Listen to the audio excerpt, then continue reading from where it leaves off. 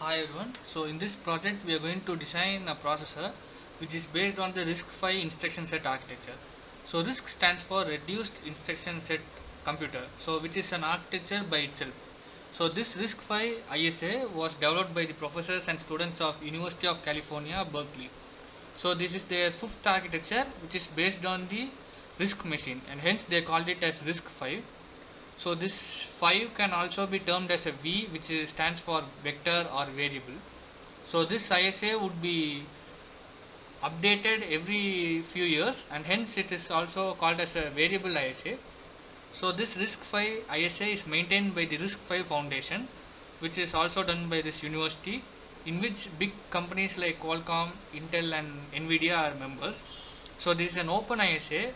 By that I mean that this ISA can be used, and um, academic students as well as many companies can develop their own hardware based on this ISA without any license fee. So this document is also downloaded from the RISC-V Foundation website. So here there are four base version. So RV stands for RISC-V, and 32 stands for the processor bit. So if it is a 32-bit processor, then it is RV32. So the 32 is also the bit length of the operands used in the ALU, and this I stands for immediate instructions.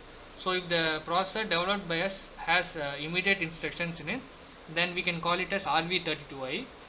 So 32E stands for processor which is having low power consumption, and hence it can be used in embedded applications. So this is a 64-bit processor and this is a 128-bit processor. So we can have extensions such as MAF and so on. So all these architectures are well defined by the RISC-V Foundation. So we need to use this architecture and make a design, and only if the design is bound to this architecture you can call it as RV32I. If you make your own architecture, then you can't call it as RV32I. So it's the contents of this document. So RISC-V ISA overview, instruction length encoding. So RV32I, 32E, 64I, 128I. So all these base versions don't have a multiply instruction. So if you are going to make a processor with multiplication also, then you can call it as RV128I with extension M.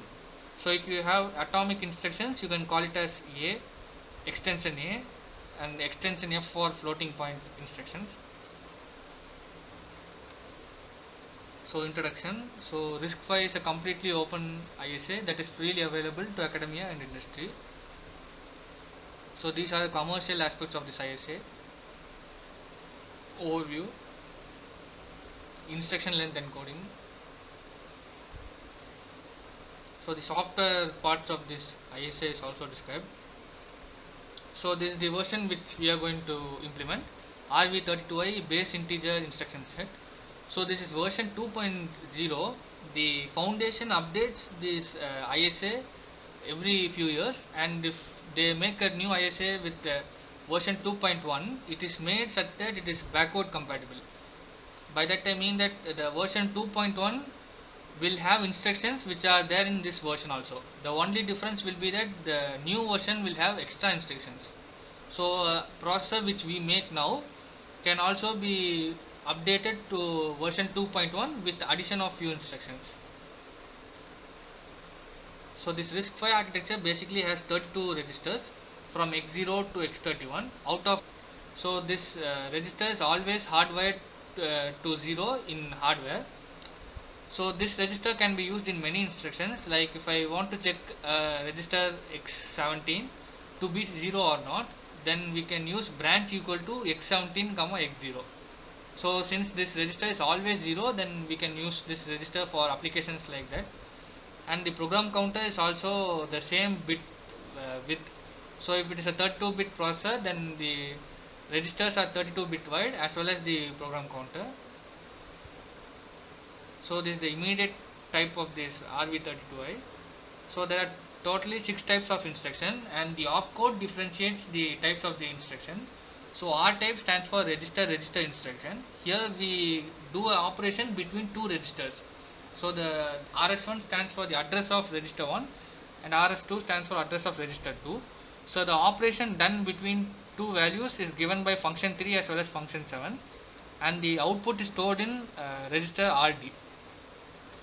So between the R type instruction itself, based on the function 3 as well as function 7, you can have many instructions such that addition, subtraction, XOR. So I type stands for immediate instructions. So the first source is always a register, but the second source is a immediate value.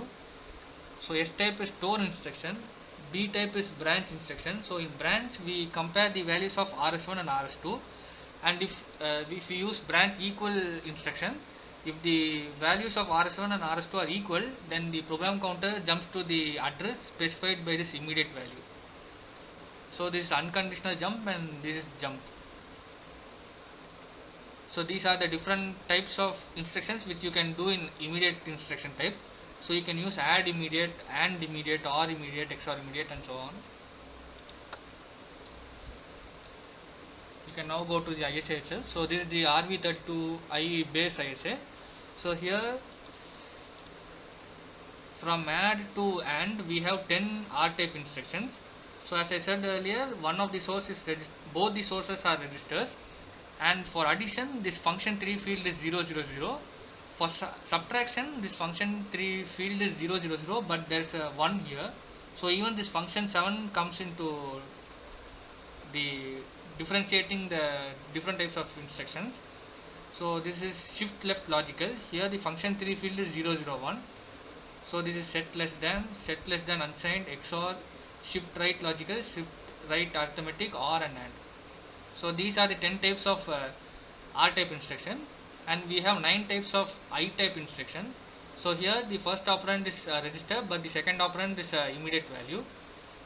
There are only 9 I type instructions because you don't need a subtract immediate.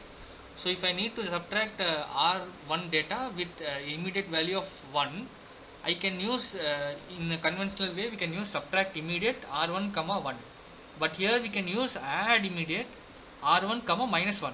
By manipulating this immediate value you can make subtract immediate from add immediate itself, and hence we don't have subtract immediate. So totally 19 instructions from these are implemented in our design. In branch we are going to implement these 6 instructions, from branch equal to branch greater than or equal to unsigned. So as I said earlier, we will compare the datas, and if a branch is needed we would branch the program counter to this immediate value.